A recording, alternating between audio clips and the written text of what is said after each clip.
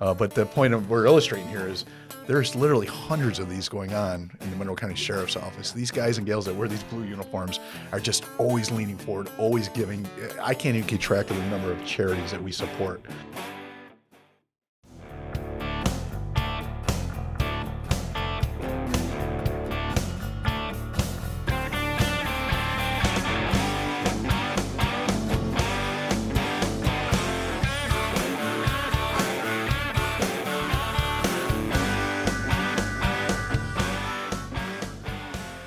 Tiz, I still love that music. Where you been? You know me. I'm busy. I'm always busy, Sheriff. My co-host, Tiz Sanders. Tisdale, the man. Tisdale. Yeah. Well, it's great to have you back, Tiz. And Hey, our guest today is Captain Pat Rojas from the C Zone, commander of the C Zone. How are you, Pat? I'm doing well. Thank you, Good. sir. And what we want to illustrate today in this episode, 93, can you believe it? Episode 93, Behind the Badge, is people don't realize how much our deputies and our staff give back to the community. And this is the Christmas season, the holiday season, and we're all giving. But, the Dep here has a nice dark black beard on right now. That's I true. emphasize the dark black beard part. I don't know if they can see it on the camera. But, we do things like Beards for Bucks, and we raise money for different organizations. We'll share a little bit of it in a second.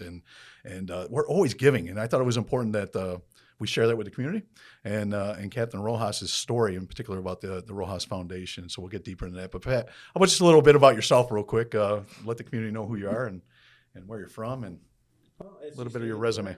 I'm Captain Pat Rojas. Right now, I'm assigned to C Zone on the Monroe County West Side. I've been with the Sheriff's Office for 28 years. Wow. And I'm having a good time out there. The deputies are fantastic. Supervisory staff is fantastic, and the civilian staff. And I appreciate you putting me out there because I'm having a good time out there with those guys. Yeah, it's great having you out there leading that part of the organization. And 20 years, huh? 28. I had no idea.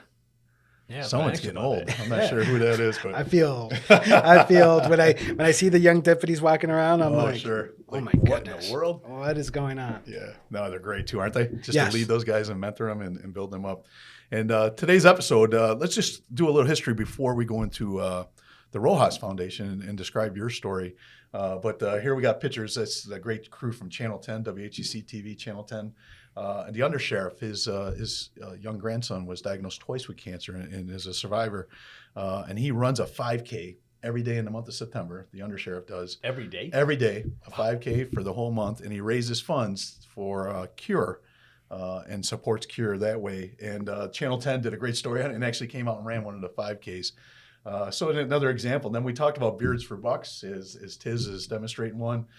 This year we did October for Breast Cancer Coalition. And a deputy, I think you had to pay $25 to wear it, and the money goes directly to that. And then November, we decided to do another, and that was for the 1330 cancer concert. It was just supporting people in that age group from 13 to 30 that are suffering through cancer. So we were allowed deputies to do the beard for a second month, and we raised thousands and thousands of dollars like this. These are just simple examples of what we're doing. And then that leads us into December. We decided to do it one more month. The beards are getting to be a thing. Loving it. Yeah, loving it. Loving it. Did I mention how does it? dark his was? Did I mention how I there's not a did gray notice in there? that. Well, we're going to and- pivot off that. Because I noticed yours might have a little gray. Yeah, I got some gray in mine. I'm thinking to myself, I can't be that much older. You're that much more experienced. He is. Great experience. But I was going to end it after 2 months. I'm not a big fan of the beards and the uniform. It's my Right. military experience. But then the crew came up and said, people would really like to do it one more time. We could raise some good funds. But we need to do it for the Rojas Foundation, which is, they had me there, Pat. I was like, this sucks, man. You can't throw that one out there. Like, of course we're going to do it for the Rojas Foundation. So one more month of raising funds by growing beards. And ladies, by the way, get to color their hair and do some unique things too. But we're raising lots of money. But I thought we'd also illustrate, how much we give to the community, how much our deputies and our staff are always raising funds. There's always a fundraiser going on. But in particular, Pat, your experience, I look at the picture, you're a beautiful boy and the loss. So maybe you could share just as much as you want to share on the loss. But then also let's talk about the foundation you guys developed, because it's really pretty awesome what you're doing. And so if you can just share a little about your son, I'd really appreciate Sure. that. In April of 2005, my son, Joshua, 10 years old, was practicing out on the soccer field. And unfortunately for us, he passed away. The good Lord decided to take him and bring him into his kingdom. So he was born with a congenital birth defect. It went undiagnosed. No one knew about it. And we found out afterwards. That was the reason why. My community in Irondequoit, my community here at the sheriff's office, they supported us. They supported me and my family, and I could never say how appreciative we were of that, and how thankful we were for everything people did for us. In 2006, my family decided to start a foundation. When you lose a child unexpectedly, you're not prepared for it. Right. No one is. No one's ever prepared for that. So we wanted to do something. We wanted to give back to our community. So we started the foundation, and the foundation was started to help other families who suddenly lose a child and to help them through that process, the grieving process and support process. Because we found out when our son passed that everybody just assumes there's stuff out there for these families, but it's hit and miss, and it's difficult to navigate. So we wanted to try to make it easier for families if they have to go through something like this to navigate that and to help them. So that's why we started that foundation. And in 2009, we created our grief website. So on that website, you can find information, resources, and anything we try to put on there to help families navigate through the grieving process and of a loss of a child, and where they can find help. So my wife created that website with the help of others, and we went from there. She's a special lady, by the way. She's amazing. She's fantastic. Yeah, I'm not gonna lie. yeah, you're blessed. I have been very, very lucky to have her and my daughter, and I can't say enough about that. So we won't get into particulars, but the last couple of weeks you've helped with your foundation people here in the Mono County Sheriff's Office. I've heard stories about this. There was no other solution or there's no other options, and the foundation stepped up and helped our own Right. family, which is so important. But it's outside the sheriff's office too. You guys are helping people across the community. So maybe just a little bit. What are some of the services you're providing? You got the website, and you guys are doing some unique. Yes. So we provide, we help families with the funeral expenses because no one's prepared for that. Right. So we reach out to them on that. We also reach out to families on, and if they need to find a counselor or anything like that, we provide information for them. And we do grief events. So we'll invite families to come and share their experience and what they're going through. Because it's one thing to sit down with other people and they think they know what you're going through, Right. but they really don't. But when you sit down with families that are going through that, you can share, this is what I felt. Is that normal? Yes, it is normal. This is what we're feeling right now. Yes. Does it get better? Yes. Is it ever going to be the same? No. Right. It's never going to be the same. But it will get better. Do a ceremony of remembrance where we have a church event where we come and we remember our child and our lost ones. And we get to share that experience right before the holidays. And that's coming up. That's coming up on the 11th of December. And we have a good response to that. And we all get together and we get to remember our children. That's a great thing, because a lot of people out there, a lot of people watching, they don't realize that all that, information is out there. You being an advocacy for that through, through everything that you're putting out there, through the Rojas, situation. I mean, it's and this for Josh it's just an amazing thing. But you're not only doing that, but you're doing you also tell us about Dodge for Josh and other Yes. fundraisers that Yes. you have out So- there. And I heard boxing too, so I want to hear it, bro. Well, I'll be honest with you. So we do. You got to raise funds, right? So Yep, we you have to raise fun at funds it. for the foundation. So we do it because we also do 2 awards through the Irondequoit community where we give an award out to a graduating senior, and we give citizenship awards to 2 fifth graders in Irondequoit, because Josh was a 5th grader when he left us, and he was big into art. So we give an art award for this graduating senior. And so we're always happy to do that, but we have to raise funds. Right. One of our first fundraisers that we did was the Josh Bouts, and that was a boxing fundraiser. We did that for 3 years, and it was a very interesting fundraiser. It was hard.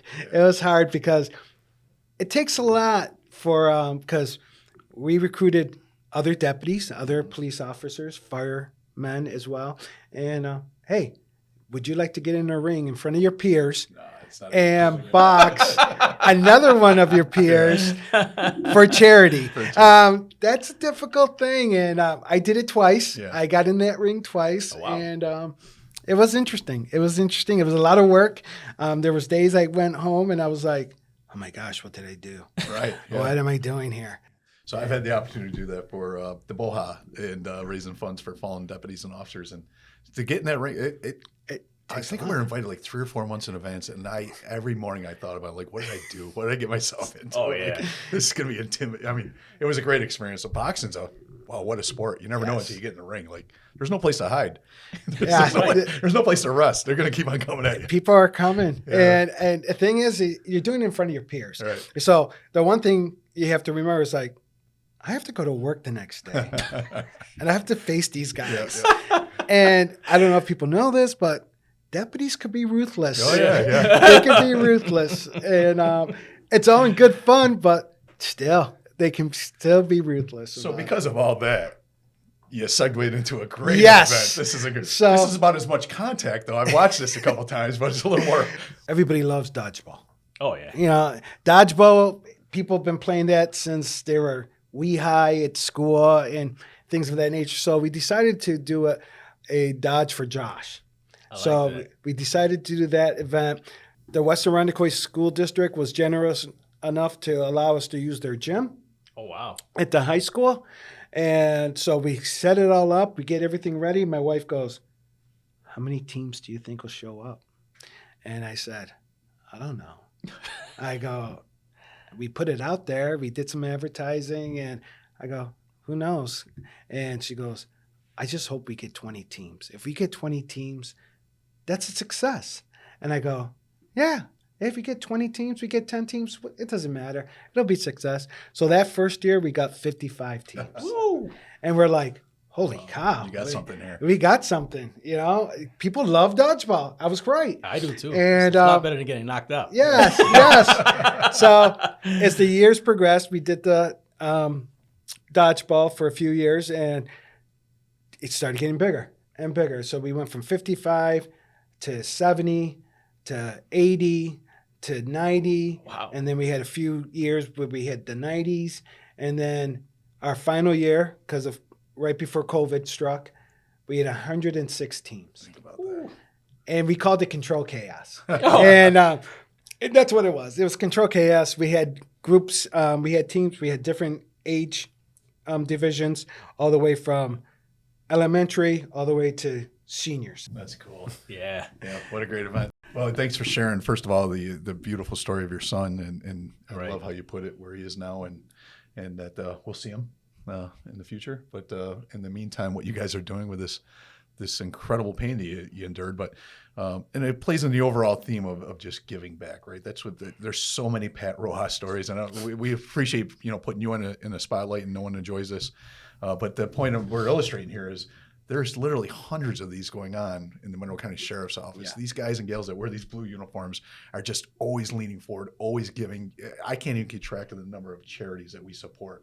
Yeah, that's a lot of things, like you said, but like with the name of the show, Behind the Badge, just a lot of things that people don't know what goes on within the sheriff's department. Like you said, with the fact of giving, such as yourself and other deputies out there. I mean, it's amazing when you try to fathom, like you said, you can't even do it yourself, as the giving that comes from these guys that are out there. Right.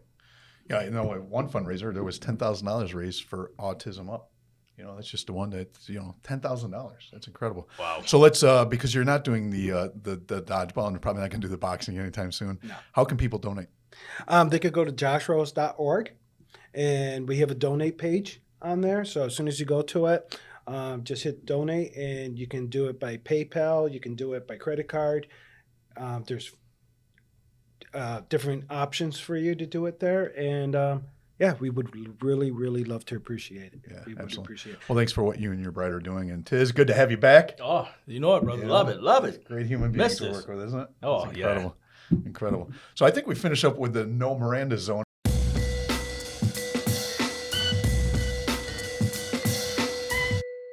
You got to answer him. It's called the no Miranda zone. Not much you can do about it. You're familiar with Miranda. You got to write their main silent. But here, you don't. So Tiz is going to fire for effect here, as they say in the artillery world of the United States Army. Name an artist you'd like to see in concert but haven't yet. Like Tom Jones, I would love to see him. Yeah. And it's so quirky about it. And it's just like, Tom Jones, I go, yeah, why not? I go, I'd like to see him in concert. But for the most part, my genre of music goes through everything. And Sure. I go from rock to country Wow. to Michael Bublé. We saw him last month. Yeah, he was And- awesome, wasn't he? Yeah, he was. Did you hear me screaming? I was the one guy up in the stand screaming, sing a Christmas song. Sing a Christmas. That's all I wanted to hear. Michael Bublé, just sing one Christmas song for us. He wouldn't do it, though. But to be honest with you, there's not really an artist out there that I really want to see. I really want to see. That's awesome. If it comes up, we'll go. Great having you on board. Great having you out at C-Zone. You're a great person. You're a great human being, as was illustrated with your stories today, and you and your wife, and your beautiful daughter. But these are the people behind the badge, Tiz, and this is what it's all about. And thanks for allowing us to share your story to illustrate the other 1,000 deputies that are out there doing it the right way today. So God bless you. Thank Merry you. Christmas. Merry Christmas to you.